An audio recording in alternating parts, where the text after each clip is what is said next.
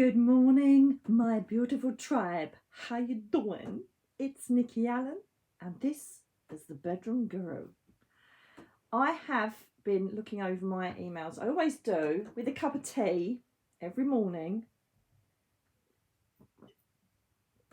And I've been speaking with this lovely lady who's struggling with the loss of her son.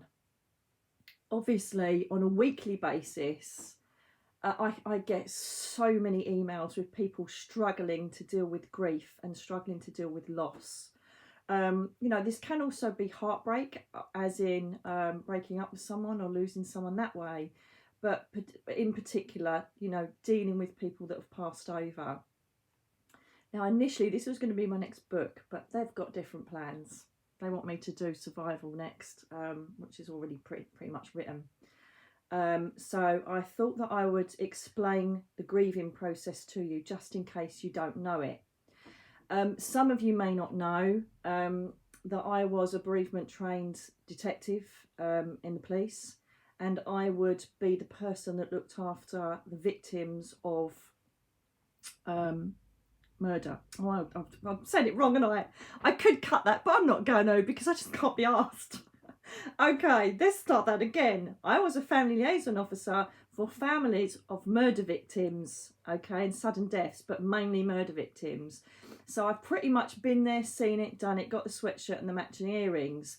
I was predominantly asked to most probably go to most, what we used to call at the time, agonies, which was a message to tell people that their loved ones had died as well, when I was back in uniform in the early days. I seem to have a strength during people in the rawest time of their life, dealing with death, dealing with your loved ones passing. And where I remember, when my dad died, people would scuttle across the street rather than, stand there and say something to us. People find it hard and they don't know what to say when you've just lost someone. You're in the rawest agony of your life. I do. I don't know how or why, but I find strength in it. I find that I can cope with it and that I can bring comfort to people. It doesn't scare me. It doesn't scare me. Perhaps because I've been through so much in my life. Perhaps because I've, pretty much walked with death my whole life, spiritually and as a police officer.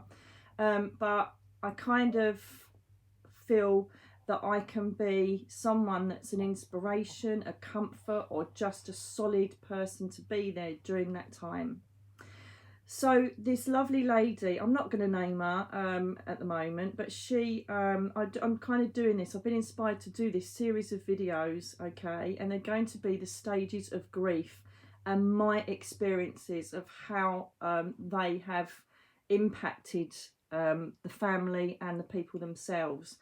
You may know the stages of grief, that's fine, but this might help explain what you're feeling after a loss, and it might help explain the erratic, illogical feelings, behaviour, emotions that come with it, okay, because there's no logic to grief, absolutely none whatsoever. The things that I have seen due to shock and denial is just incredible, and so I just want to take you through it just so that you feel normal, okay. There is nobody on this earth plane that can tell you how you should be feeling and what you should be doing. The only thing I would say is if you're like a couple of years on and you're still in the initial stages of grieving, perhaps that's when you need to start thinking about having counselling, and perhaps asking for help to get through it, because you should be naturally moving on the stages of grieving. There's a modular or scientific, whatever you want to call it, or identified psychological process of the stages of grieving, which I'm going to take you through in the next coming videos. Rather than, if I do the whole lot, we'll be on here for like an hour. So I'm going to just break them up into the different stages so that you understand them, okay? And hopefully it will help you to understand yourself and why you're feeling as you are, as each stage naturally progresses on, okay? Because you can jump from one stage to the other. So don't look at a textbook and think, why have I not done this yet? It's just, there's just no rhyme or reason to grieving at all. So I'll share with you some of my experiences as a police officer, as a spiritual worker, and obviously take you through the recognised stages, and hopefully it will help you to acknowledge and process what's going on after you've lost someone. Okay, so I just thought I'd do this introduction now so you know what it's all about. And let's rock on with it, and hopefully I can bring some comfort and ease the pain of you judging yourself for whatever you're going to do during your loss. And you know, it's massive to me. This is one of the main reasons I'm on the planet, is to ease your grief and to give you acknowledgement of eternal life afterwards. But if you're like me, once someone passes, you don't give a shit about heaven or the afterlife. You want them back.